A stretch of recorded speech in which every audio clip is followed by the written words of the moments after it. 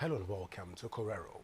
My name is Godwin Sunday, and today we turn our attention to one of the most defining challenges confronting our region, the fragile state of West Africa's stability and the increasing critical role played by civil society organizations in safeguarding democracy, peace and human security.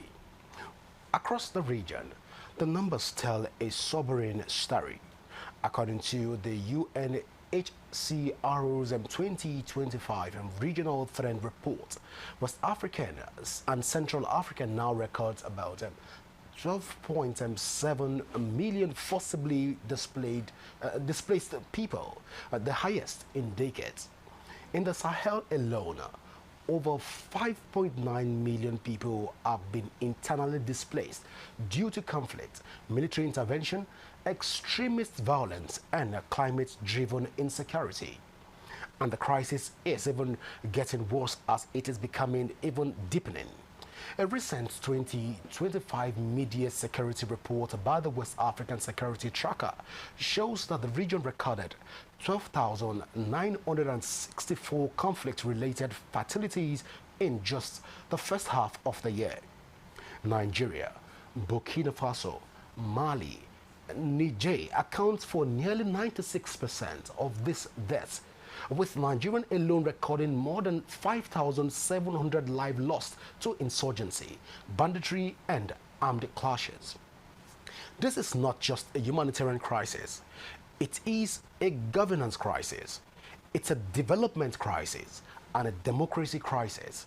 And at the heart of this storm, civil society continues to function as a stabilizing force, monitoring abuses, supporting victims of violence, safeguarding elections, strengthening community peace structures, and amplifying citizens' voices in countries where political transitions remain unpredictable.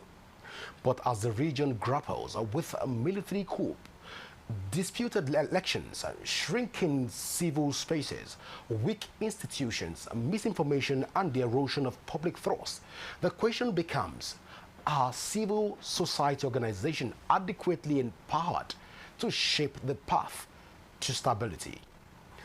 Are governments truly listening?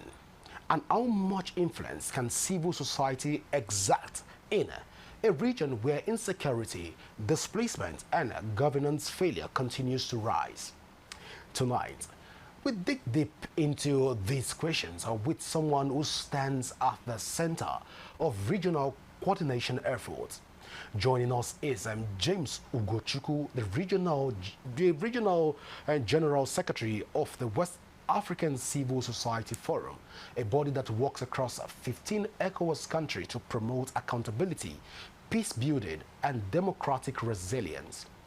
This conversation is timely, it is urgent, and as it centers and matters on the future of the region.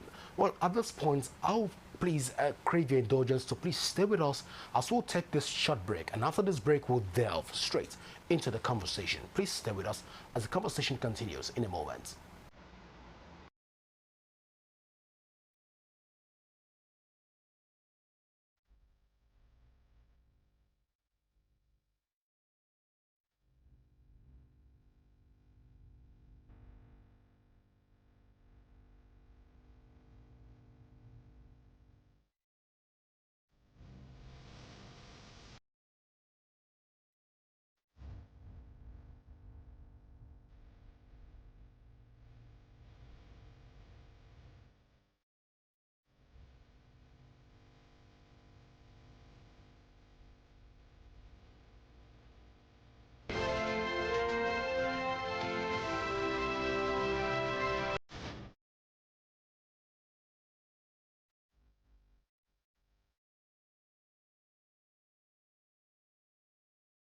And you're welcome back. With me in the studio right now is Mr. James UGOCHUKWU. It's a delight to have you join us here on Correro. Thank you so much for having me. All right, Mr. James, let's delve straight into the business. Well, West African continues to grapple with political instability, coups, insecurity, and economic hardship from the WAC soft vantage point. But then, how would you assess the current state of regional stability? Well, if you look at the current state of regional stability in West Africa, I think it's a systemic collapse. That is the term I'll use for it, because from the Sahel down to the coastal area, we keep on having a lot of crises here and there.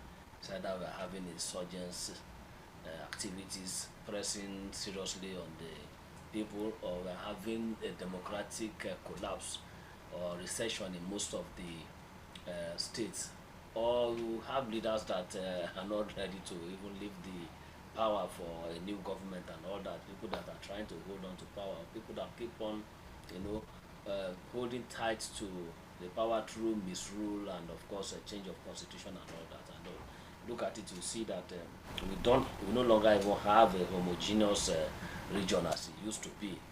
Before, somebody made a joke that it was previously ECOWAS, now it is ECO East, ECOWAS and ECO East.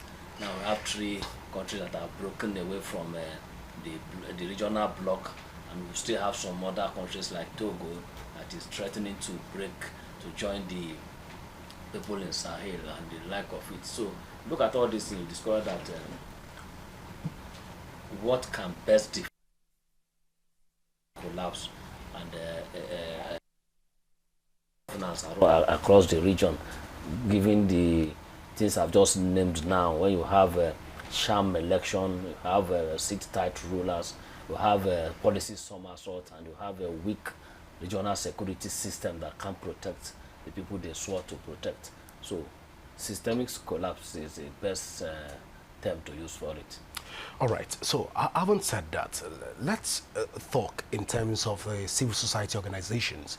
There have been a lot of misconception of the role of civil society organizations generally.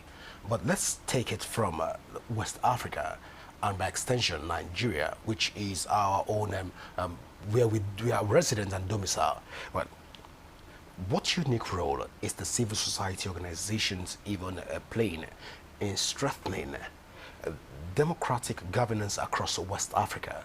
Or are civil society organization also adding to the pain and deepening the cracks within democratical ethics and ethos generally in West Africa? Well, if you remove civil society from the equation, the issue will even be worse. The situation will be worse than what we have now. Civil society have been working in stabilizing the West African sub-region to a very large extent. Like Waxford, for instance, we have a network in all the 15 countries in West Africa. And of course, every single civil society in the platform are working seriously hard in terms of consolidating democracy where we have it, and of course where we have military rule, we are trying to transition the country back to democracy.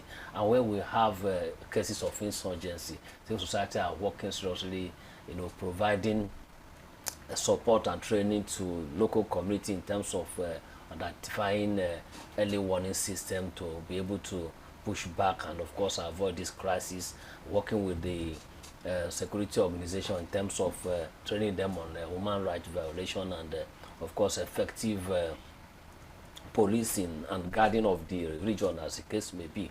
Then you look at election. Civil society have been in the forefront of ensuring that elections are monitored or observed to ensure that at least it's fits to or is conducted to the best international standard or global best practice.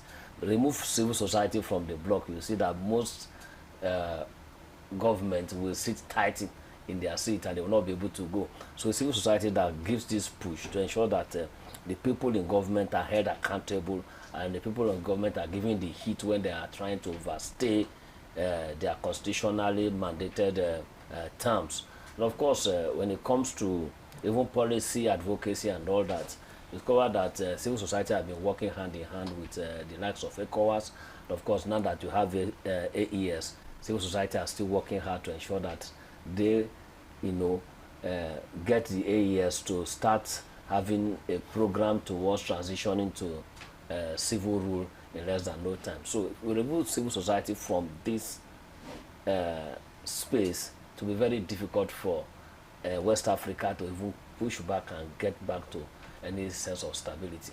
So civil society are doing a lot, and of course they keep on doing a lot, even in face of funding recession now, or paucity of fund because of declaration of withdrawal of fund from Donald Trump and some other funding organization or development partners. Well, I asked that question in order to ask this a particular question. But first, there have been a lot of we've experienced coup d'etat in various African countries, and let's take it from Mali and also Burkina Faso, where we've seen coup d'etat. A lot of people have blamed the civil society organizations for not doing enough and a lot within the political reorientation, and even try to explore the political culture component in terms of its cognitive orientation, affective orientation, and evaluative orientation. Can we say that it was due to the lapses of a civil society organization not carrying out their task? That's why West African societies and states and various countries are thrown even backward, because civil society within West Africa are not doing enough to project democracy. Well, I don't want to toe that line or agree with that line of thought, in the sense that, you know, playing our role as civil society is one thing, and getting the buy-in of the political class is a different thing.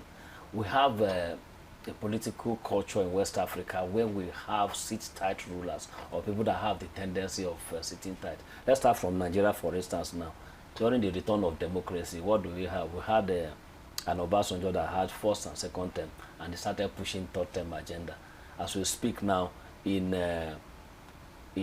Togo, for instance, now, Faure Gnassingbé is now giving himself president for life. If we go to Cote d'Ivoire, for instance, now Al-Hassan Ouattara is trying to push for a third-term agenda. The same thing with other places, including Benin Republic and the like. So all this does not imply that the civil society are not doing their job. We just have a political class that don't want to listen to voice of reasoning and voice of wisdom. In fact, some of them, they go as far as clamping down on the civil society, restricting the civic spaces. And you know, civil society are non-governmental, so we have little or no, we have very little power that we can wield, you know, based on the in fact, some of them, they go as far as bringing up laws to restrict civil society from performing. In some countries, for instance, now they teleguide everything you do as civil society. Before you can even hold a meeting, they want to know the meeting you are holding, the reason for the meeting, the objective of the meeting, before they can approve it. So you see, so these are the kind of hostile environment that civil society works in. And who will save the civil society? The civil society are working for the interest of the people. So a situation where the person working for these people are being attacked, then what hope does the civil society have? So we are doing a lot, and of course we are ensuring that in doing this, we engage these policy makers and point out to them that, look, this thing you are seeing, it has implication in terms of foreign policy, in terms of bilateral relationship with other countries and all that. And these are the things that you need to look at in terms of relating with the people. So most of them, they will listen. Most of them, they will keep on, you know, pushing their selfish agenda till the people start revolting. Of course, you saw what happened in Senegal. The youth insisted that this is who we want as our president, and at the end of the day, we have the present young man that is in Senegal, and it's the same thing in other places. So if you remove the civil society that gives this push, you know, it will be worse, as I keep on saying. Well, since you've mentioned the youth, let's talk about radicalization, and also which is right now a central topic around Africa, where a lot of youth are even trying to mobilize themselves in order to approach the government and get issues resolved. Now, can we say at this point in time, as civil society have done enough when it has to do with reorientating a youth and youthful organizations on leadership within Africa? Yes, when it comes to the youth in the West African sub-region or Africa at large and all that, we have a very active youth that are interested in the democratic or governance system of their country. And of course, civil society have been, mobilizing them around electoral issue, because we see when it comes to election, youth plays the most active role in the electioneering process as election management, foot soldiers, as voters, as people that even go about campaigning for on behalf of their principals or candidates during the elections and all that. And you see that in all this, if the youth are not well guided, you discover that most of them will be used wrongly. And these are people that, if they are used wrongly, at the end of the day, you discover that the political system will start going bad like that. So now as it is, civil society across board, both from Nigeria, in Ghana, in other West African countries, they have been mobilizing them to ensure that during each and every election, they play an active role in holding people that are campaigning for election accountable for whatever they are going to be, dishing out as their manifestos, ensuring that their manifestos is in tandem with what the youth want. In different parts of West Africa, we come up with even the youth agenda. These are the youth agenda as we are going into this election. What is your political party promising the youth? We did it in Nigeria here. They are doing it in other parts of West Africa as well. So, and we know you have a new set of youth, the Gen Zs and the Gen Alpha, the internet citizens, the netizens. So those ones are very, very knowledgeable in terms of what is happening around them, even beyond the West African shore. So they know the best practice. They've been seeing what is happening in other countries, in Kenya, in Tanzania, in Nepal, and all that, and they are ready, to toe that line if the government is not ready to, tackle their issue. So if you ask me, I think civil society have done a lot in terms of mobilizing youth. And besides, we have a lot of youth-led civil society that are just basically pushing youth agenda across the region. All right, so that question has two legs. The other leg to that particular question is trying to look at the various strategies of WACSOF in promoting also accountability. One challenge we've seen so far is that civil society organization shy away from compelling government or governmental institutions in the line of accountability. But then, looking at all of this, can we say within the West African sub-region that WACSOF is doing enough to promote accountability in terms of governance and where we are right now within the West African sub-region? Yes, we've been doing that. Every now and then we do have ECOWAS parliament, and of course we do have ECOWAS heads of government. So a lot of people will say that that's a caricature of sitting, and people get sitting allowance without even achieving any. So let's get you real. Well, during such event like this, we have we hold a side event ahead of that as WACSOF, where we get different civil society organizations across the region, to look at to submit their country-wide assessment of performance of this government. And it's not politically motivated? No, it's not politically motivated. Raw data, factual and straight up. We'll concatenate that, and of course we'll deliberate on all of that, and of course we come up with the issue we have observed and our feelings about it and the recommendation. Ours is to point this out to them, and that is the monitoring and evaluation and the accountability mechanism that we put in place. And of course we get this recommendation to all the different member organizations to go back to their country to continue the advocacy. And so outside this there is no push to try to get back the country, try to get back democracy, try to even safeguard the life of people from civil society organization, probably organizing a rally or protest in some world communities. Sure. Like what I'm saying, if you listen very well, what I say is part of those recommendations we'll talk about, right? So recommendation could be, okay, go back to your parliament and push for so policies and program, organize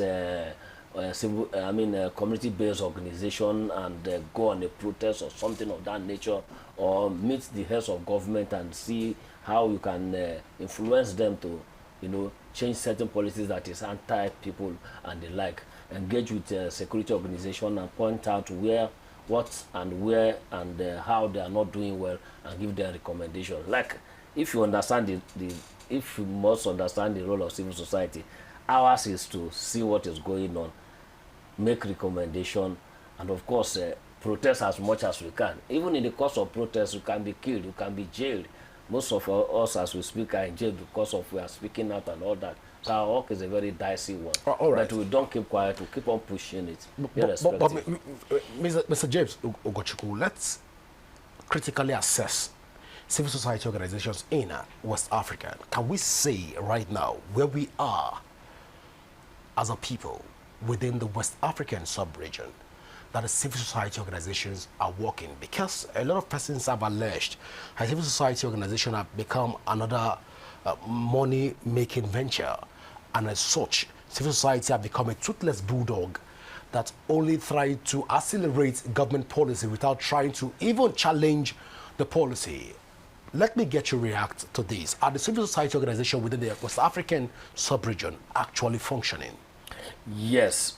Let me x-ray that. All right. Now, when it comes to civil society, the political class are very, very disingenuous. They are very, very, very clever in terms of sowing weeds where we are sowing crops that will germinate into a good food for the region. How do I mean? They themselves, they go as far as having their own government, non-governmental organization. I call it GONGO, government, non-governmental organization. You see the type we have in Nigeria, where maybe somebody, a public official, has been arrested or has been investigated and accused of corruption. They are taking the person to court. The case is in EFCC or something like that. Then you see civil society that are working on anti-corruption coming out to say, okay, want to protest that this guy should be tried. But you will see a different people that will call themselves civil society releasing press statement, carrying placard, coming out to say, no, this guy should not go to jail. Or even popular government policy, like maybe increase in pump price of petroleum or ASU strike or something like that. We discover that by the time you pick up placards to go on a protest, you see different people that call themselves civil society, and actually they are fake because they don't have a single address. Their name are Mofos, they answer concerned civil society of a particular country. The other one will tell you organize civil society, and all. They don't. If you look at the faces of the people that are talking, you have never seen them anywhere. For instance, you can see my face here now, you can Google it anywhere and check my profile, discover that I've been in the process for a very long time. So these are the process these people use to thwart and the effort, and not to talk of even allegation of corruption or connivance with foreign body. For instance, now some of them will come and say, okay, that some of us are working for foreign governments to commit, to what do you call it now, topple the government or to destroy hard-won democracy and all that. So these are the challenges we face. So now, in midst of all this now, what people will be looking at is, civil society are not doing enough. But this answer is not so. It's not true. Civil society are trying their best to do what they need to do. And of course, in terms, the other flip side of it now is that, like I keep on saying, making policy recommendation, protesting and other form of activism is one thing, but are these guys listening? Are they ready to listen? So civil society within West Africa is not a money-making venture. Yeah, that's okay. That's another. Yeah, because there's been accusations that it's a money-making venture.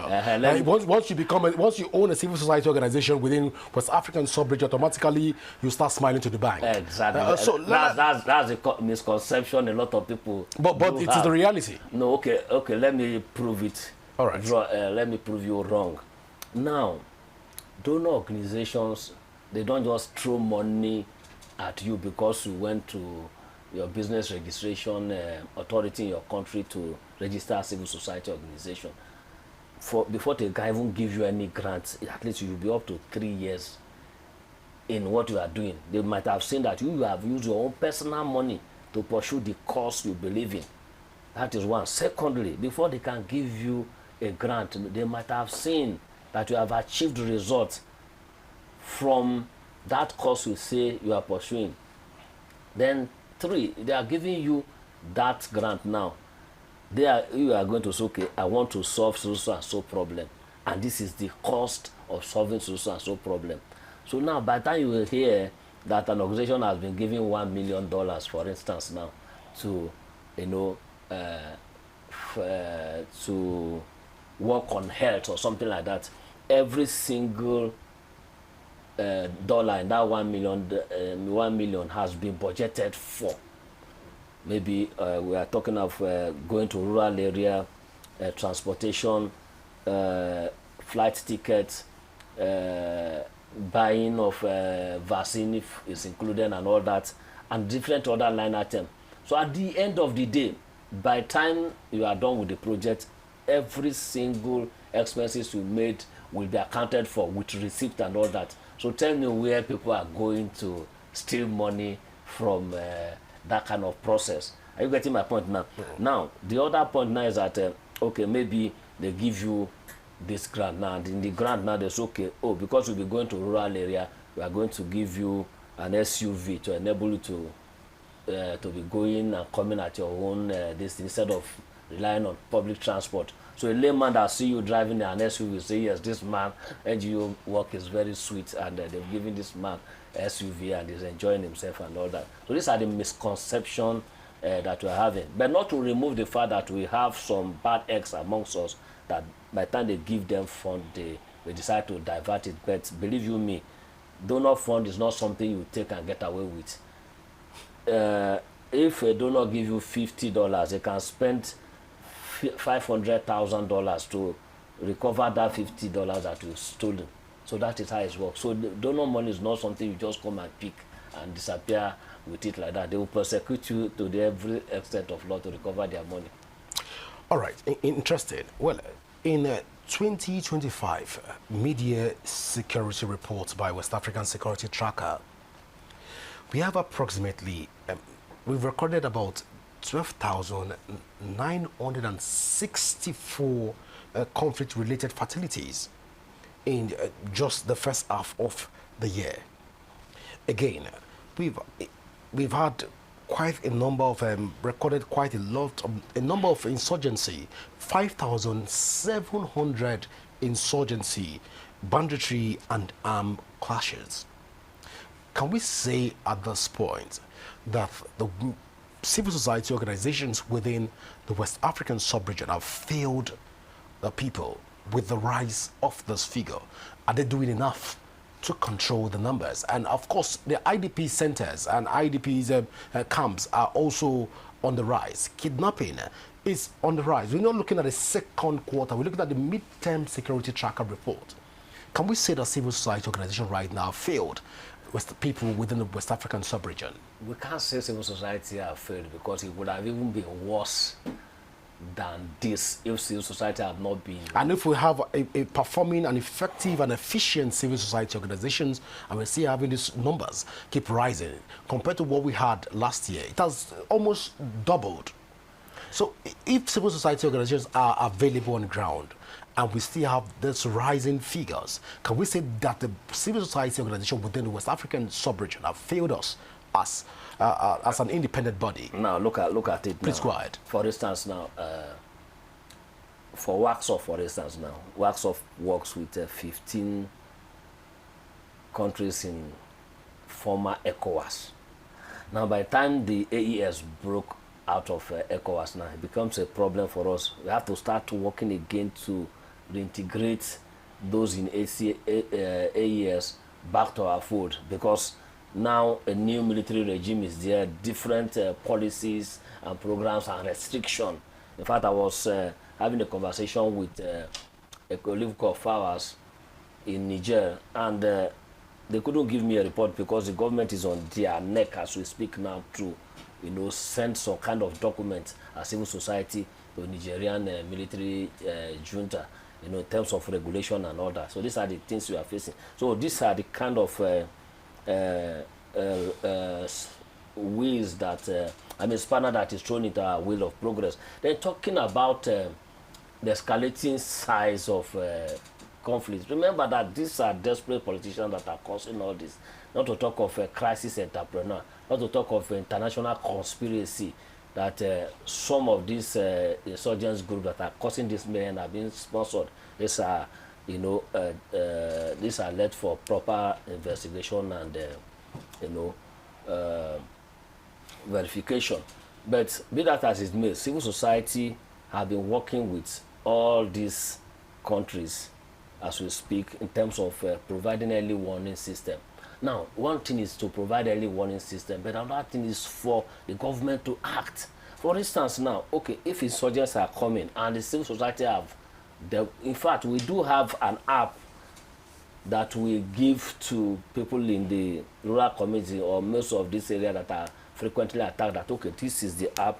If you see something, you see certain pattern and all that, send this thing to us. By the time we collect all this data, we forward it to security operatives. So if the security operatives don't act on it, how do you blame that on civil society? For instance, now look at the kidnapping that happened in Kebbi now. They deploy security operatives to a particular school. Security operative went there.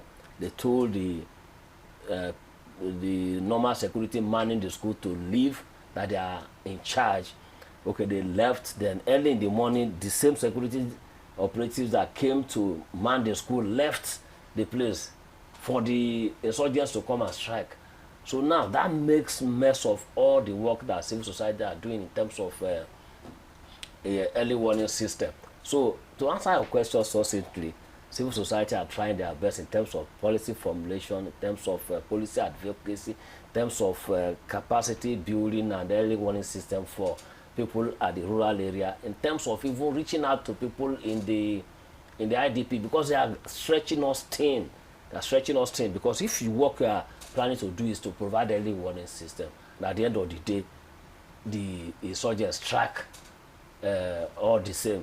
They now see that you have humanitarian crisis on your neck, and you now be looking for how to even get another fund to provide wash, sanitary and health intervention for people in the IDP camp. So you see, by the time you are stretched up like this, we are human beings as well. It tends to make our work to be uncoordinated. But by and large, let's situate this problem where it is. The political class and the crisis entrepreneur kept sabotaging our effort in the region. So invariably, you're taking civil society out of this whole circle. Well, civil society are not causing all these crises as it is. As a matter of fact, we are the one that are even trying to solve it. So I'm asking that question because in terms of intelligence gathering, we've seen a lot of things play out where you've said that civil society play quite a lot of role. But taking this conversation generally to Africa, we've seen civil society that are largely stationed in urban areas. We have little or no civil society organizations in rural communities. As a matter of contingency and a matter of report, we have civil society organizations coming to remote communities just to ask salient questions and return back to the urban community. Looking at all of these indices, can we say that the civil society organizations, even in Nigeria, where we have here in Abuja, approximately about 1,000 plus civil society organizations, whether registered or unregistered, taking it down to the 6 geopolitical zones. But then on the rural communities, the civil society organizations are underrepresented. As a matter of fact, some communities will tell you they don't know about civil society organization. Little wonder why we still have communities in Nigerians where the boy child still gets to come through a lot of challenges. Also, some communities still treat the girl child as under the barbaric kind of culture. But then, taking this whole activity of civil society organizations generally, can we say, so civil society organizations within the West African sub-region are performing optimally? Well, let me correct an impression. All right. I don't know where you get the statistics that civil society organizations are concentrated Well, on. I've done the research. Urban area. Of course, I've done the research, and I've been able to also. I was on the field before we even decide to have this conversation. Okay, maybe we need to validate that Yes, research properly. please do. So now, as we speak now, most of our intervention for information are mostly for people in rural area. So now, from national civil society or civil society at the center or at state level, we still have what we call community-based organization that lies with all these people That have a total disconnect with the it's not rurals. It has a total disconnect with rurals. No. I don't want to begin to cite communities so that we won't begin to implicate people on this table. Community-based organization, because with a total disconnect with the people in the rurals. No, it's not true. It's not true. We have community-based organizations that, even as we speak, are in total disconnect with the they are not rurals. in total disconnect, mind you. Like as we speak now, they are, in fact, even our development partner, they go as far as going to community, rural community. That makes them famous. That makes them famous.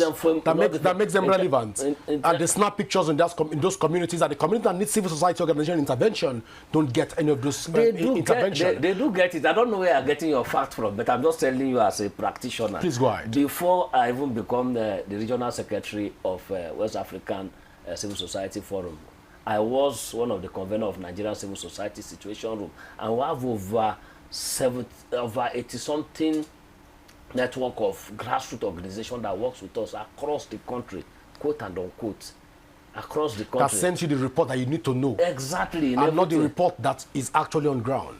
The report based on a template that they develop, based on the template that we develop, and based on happenings in their grassroots organization.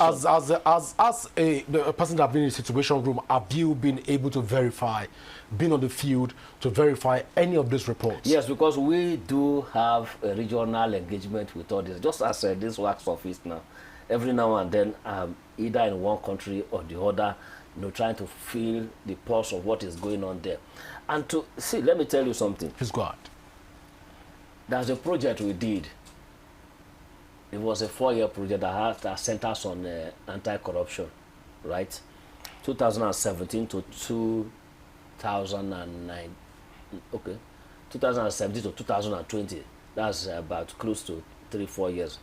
Now, in this project, it took us to 8 different states in Nigeria: Kano State, Borno State, Enugu, Akwa Ibom, Lagos, Edo State, FCT, and which other state am I missing now?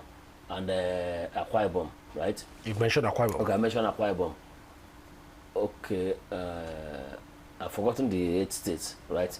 So in this project now, what are we looking at? We've seen the situation, and that's what we are still facing today. When attention are focused on federal government, everybody's blaming federal government for corruption and all that. And what is the model we brought? It's okay. Now, can we start looking at projects that are going to local governments? Let's look at projects that are going to local governments and see the level of implementation. And we went to all these local government, and what do? We bring the youth groups, the women groups, the religious leaders, and the traditional rulers. And that's not the people that make up every community. And we told us, okay, now this is the budget for your local government. All you need to help us to do is, where they say that they are going to put borehole, please check if there is borehole. where they say they are going to put solar light. Check if there is solar light. And if you don't see all these things, once we go to this place, we taught them how to use Freedom of Information Act to request for the level of implementation of all these projects from their local government head. In a community in Abaji, for instance, here now, we did that. And when we are doing this sensitization, the village head, not the emir, the village head, to tell you how down we went to in the grassroots. He told us, hey, look, you cannot go and ask the local government chairman this kind of question that they will remove him. But that's okay, well, that you need to ask yourself the legacy you are going to leave.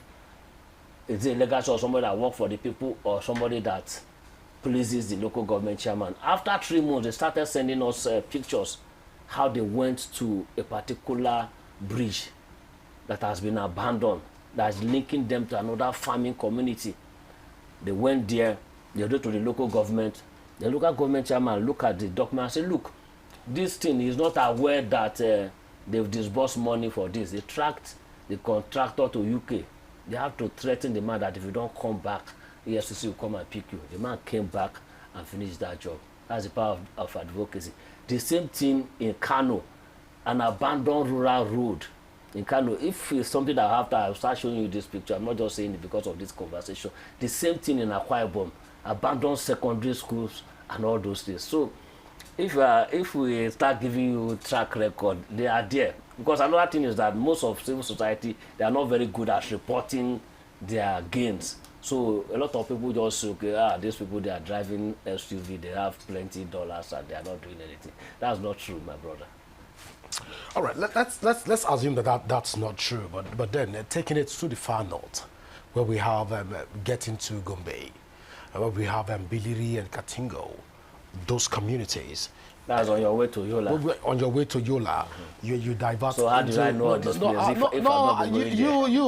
were going to Maiduguri. You were heading. Your Maiduguri was your target. Necessarily not. Gombe was necessarily not your primary concern. Let's go to even Bauchi and take the conversation down to a place in Taraba, places in Taraba, and looking at the entire generality of the north in general. Well, your guess will be as good as mine when you do your own evaluation, which I will allow you to do. And of course, we'll bring you back on this table to talk to us about some of your findings. If actually their voices have been heard, if actually advocacy has been done by civil society organizations, and also if at all these people have been able to feel the impact of democracy. I tell you for free, there's a community in Ogun State that have not seen the light, power for close to 17 years. Well, civil society organizations have not seen that community. I can tell you for free that there are communities interior or northern part of Nigeria where they've not experienced dividends of democracy for close to 24 years. I've been to those communities, interacted with the people, and I can tell you for free. And these are my findings. No civil society organization get to those localities. And I'm curious. That's why I threw the question to you that are civil society's operation selective, supposed to be in the urban community where they sit in a building that is fully air conditioned and sit in an SUV car and enjoy all of this. Well, looking at this, a lot of people will say that civil society organizations are currently living large at the detriment of the people. But then you've said that that's not correct. But then let's move on and talk about the whole operational mechanism of civil society organization, looking at Africa and West Africa as it stands right now. Is there light at the end of the tunnel for people within the West African sub-region in terms of economic insecurity and other vices that we experience within this West African sub-region? Is there light at the end of the tunnel? Yes, we should not be predicting doomsday theory for people of West Africa, because since you find it difficult to accept, civil society are working at the background actually to see how things can be done. And the greatest challenge we keep having is the political class. Okay, take for instance now, in terms of electoral reform and democratic reform and all that. Okay, civil society will make beautiful recommendations towards a free, fair, and credible election. But what do we have at the end of the day? Civil society will come out in the field to observe the election, but you see politicians mobilizing thugs to come and attack us and to even mess up the whole process. So what do you call that? So the challenge we keep on having is the political class, and the only way we can surmount this is what we are already doing, you know, pushing for policy reforms, mobilizing the community. Civil society have, you know, adopted this format of going to get the buy-in of the religious and traditional rulers, because these politicians, they also have people they listen to. They listen to their traditional rulers, because during election you see them hobnobbing and junketing from one traditional ruler's palace to the other. They go to religious leaders, either African traditional religion or Islam or Christianity, to obtain their blessings. So we are getting these people now to work with them to see how they can speak to the conscience of these people, to, you know, respect the people, come up with issue-based campaign, and of course maintain and ensure that they carry out their campaign manifesto for the benefit of the people. So we are hoping that by the time we continue this in the next 10-15 years, things will start turning around. Remember, our work is not a sprint, it's a marathon. So we are already trained in this, and we are not expecting a knee-jerk response or result as we are thinking. We are trained to be patient, and we are trained to execute what we want to do, carry out an evaluation, learn, relearn, and unlearn, and move forward again. And we call it shifting the needle. We are not where we want to be, but we are not where we used to be.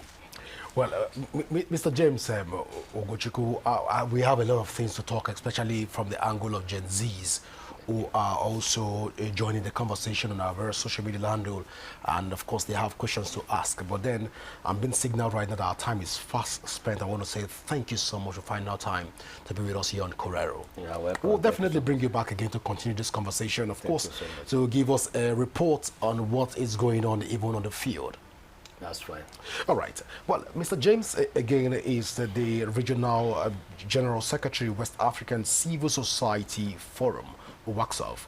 Well, and he has been talking to us about the role of civil society organizations. Don't forget that you can join the conversation across all our social media platforms currently showing on your screen. And you can also download the Rapid TV app from your Android and iOS devices to keep track of our broadcast. My name is Godwin Sunday. Do remember that peace and unity are the pathways to progress. Do enjoy the rest of your evening. Bye for now.